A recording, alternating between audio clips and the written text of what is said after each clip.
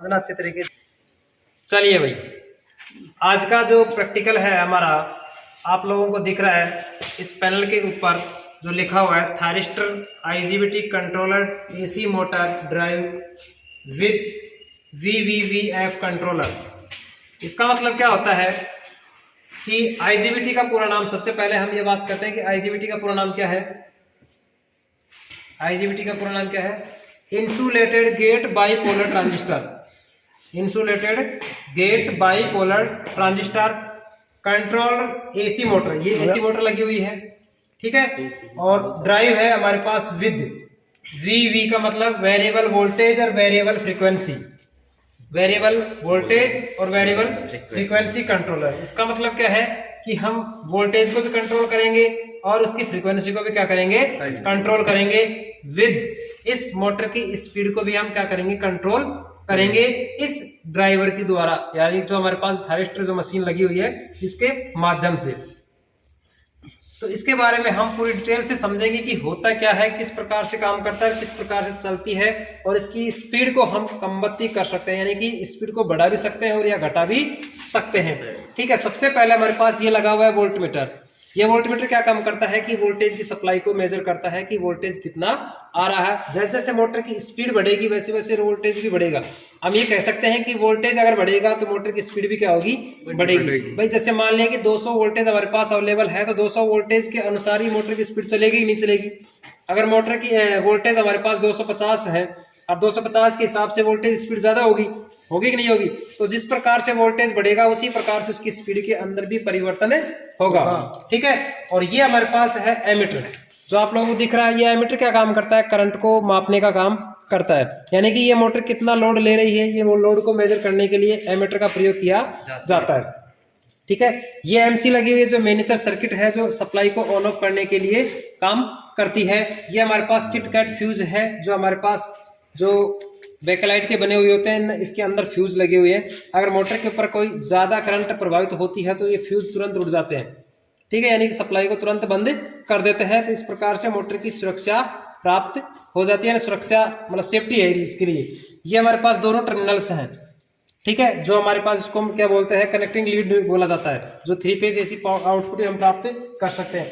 ये हमारे पास 3 फेज के जो कनेक्शन है मोटर के, इस मोटर को चालू करने के लिए, जिसमें WUVW है। जैसे हमारे पास 3 फेस होते हैं ना, उस 3 फेसों के अकॉर्डिंग जो हमारे पास मोटर आउटपुट निकालती है वो हमारे पास क्या है? UVW होता है, ठीक है। जो फेस सीक्वेंस होता है हमारे पास RY भी होता है, जिसमें रेड, येलो और ब्लू होता है ना। अब देखिए कि सबसे पहले हम सप्लाई को क्या करते हैं? ऑन करते हैं। अब ऑन करते हैं हमारे पास आप लोगों को दिख रहा है वोल्टमीटर के अंदर वोल्टेज शो कर दिया। और ये हमारे पास ये मशीन लगी हुई है, जो हमारे पास इसमें हम जो थायरिस्टर बोल रहे हैं, जो MS2 IPM लगा हुआ है, ठीक है। ये भी हमारे पास ऑन की स्थिति में चालू हो गई है, ठीक है। तो जैसे इसको हम सप्लाई को ऑन किया, 200 वोल्टेज हमारे पास अवेलेबल है।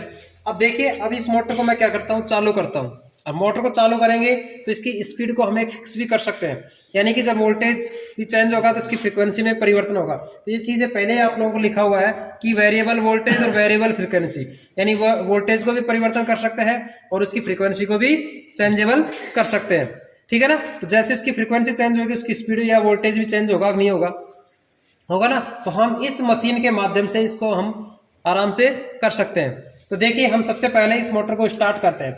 अब देखिए, यहाँ से हमारे पास 0 पे हम इसको सेट करते हैं।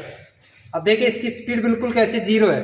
और जैसे मैं इसको प्रोग्रेस करता हूँ, यानी चालू करते हैं, तो चालू करने का मतलब यहाँ पे है कि जो फॉरवर्ड और रिवर्स वाइस में चलती है, तो मोटर बिल्कुल 0 पे है। तो जैसे जैसे मैं इसकी स्पीड को बढ़ाता हूँ वैसे वैसे मोटर की स्पीड भी बढ़ेगी। देखिए यहाँ पे ये मोटर की स्पीड हो गई ना, चालू हुई है। तो जैसे जैसे इसको, अब जैसे 300 RPM के ऊपर है, अब जैसे इसका RPM स्पीड बढ़ाता हूँ तो मोटर की स्पीड क्या हो जाएगी? कंप्लीट हो जाएगी। अब देखिए, एक स्थिति ये आ जाएगी कि मोटर की स्पीड कितनी हो जाएगी? 1400 से लगभग ऊपर हो रही है, यानी कि जो स्पीड हमारे पास है 1500 RPM पे, एक फिक्स स्पीड हो गई है। 1500 RPM के ऊपर ये मोटर चल रही है ना। अब जैसे मोटर एक फॉरवर्ड वाइस और रिवर्स वाइस में भी काम करती है। अब जैसे मान लीजिए 1500 RPM के ऊपर ये रिवर्स वाइस में चल रही है। अब इसको मैं फॉरवर्ड वाइस में करता हूँ तो आप लोगों को सिंबल दिख रहा है, दिख रहे हैं ना। अब ये रिवर्स वाइस है और ये फॉरवर्ड है। अब देखिए मोटर किस दिशा में चल रही है, इस प्रकार चल रही है, तो मोटर को वापस हम क्या करेंगे, फॉरवर्ड वाइस में करेंगे। मोटर की स्पीड एक बार 0 होगी, फिर वापस इसको फॉरवर्ड वाइस में काम करेगा। अब देखिए स्पीड बिल्कुल 0 आ जाएगी, उसके बाद मोटर वापस उसकी दिशा में विपरीत घूमने लग जाएगी। देख लो घूमना शुरू होगी ना, घूम रही है ना। तो मोटर की स्पीड को कंट्रोल करने के लिए भी हम इस आईपीएम का प्रयोग किया जाता है और इसकी फ्रीक्वेंसी को भी क्या कर सकते हैं, हम चेंज कर सकते हैं। ठीक है। अब अगर इस मोटर को मैं स्टॉप करना, बंद करना चाहता हूं, तो मैं इसको स्टॉप कर दूंगा और मोटर क्या हो जाएगी, बंद हो जाएगी। देखना एक स्थिति ये हो जाएगी, मोटर बिल्कुल बंद हो जाएगी। मोटर बंद हो गई है। अब ये कितने स्पीड के ऊपर बंद हुई है, 1500 आरपीएम के ऊपर बंद हुई है। अगर मैं उसको 1500 आरपीएम पे ही चलाना है तो उसको मैं डायरेक्ट क्या कर दूंगा, यहाँ से प्रोग्रेस हो गया। और इसी जो पहले फॉरवर्ड वाइस में थी, रिवर्स वाइस में थी, ये चीज हमारे को नहीं पता, हम किसी भी प्रकार से इसको चालू कर सकते हैं। अब मोटर चालू हो जाएगी यहाँ से कि प्रोग्रेस यानी रेडी हुई, उसके बाद में किसी भी दिशा में इसको फॉरवर्ड और रिवर्स वाइस में आराम से चला सकते हैं। तो ये था आज का प्रैक्टिकल। इस आईपीएम के माध्यम से हम स्पीड को और फ्रिक्वेंसी को भी क्या कर सकते हैं, चेंज किया जा सकता है। ठीक है। तो आप लोगों को समझ में आई होगी ये चीज़ें, ठीक है ना। तो इससे हम क्या कर सकते हैं, इसकी फ्रीक्वेंसी, ये चीज़ें पहले आप लोगों को इस पैनल के ऊपर लिखी हुई है, वेरिएबल वोल्टेज और वेरिएबल फ्रीक्वेंसी। देखिए यहाँ पे अगर मैं स्टॉप करता हूँ, यहाँ पे एक चीज़ और देखना इसके अंदर।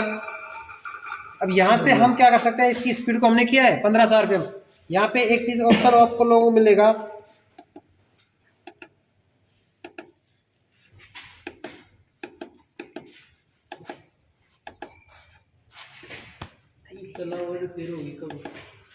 नहीं फ्रीक्वेंसी कर रहा हूँ मैं, रखना यहाँ पे, क्योंकि कई बार क्वेश्चन आप लोगों को थ्योरी में भी पूछ सकता है और प्रैक्टिकल में पूछ सकता है कि सबसे पहले जो आईजीबीटी होता है ना, इस आईजीबीटी का पूरा नाम क्या है। ये सेकेंड ईयर के अंदर आप लोगों को ये इलेक्ट्रॉनिक्स का जो चैप्टर है वहाँ पे आप लोगों को मिलेगा। आईजीबीटी का पूरा नाम क्या होता है, इंसुलेटेड गेट बाइपोलर ट्रांजिस्टर होता है। ठीक है। और ये वाला यहाँ पे हमारे पास VVVF दिया हुआ है, वेरिएबल वोल्टेज और वेरिएबल फ्रीक्वेंसी।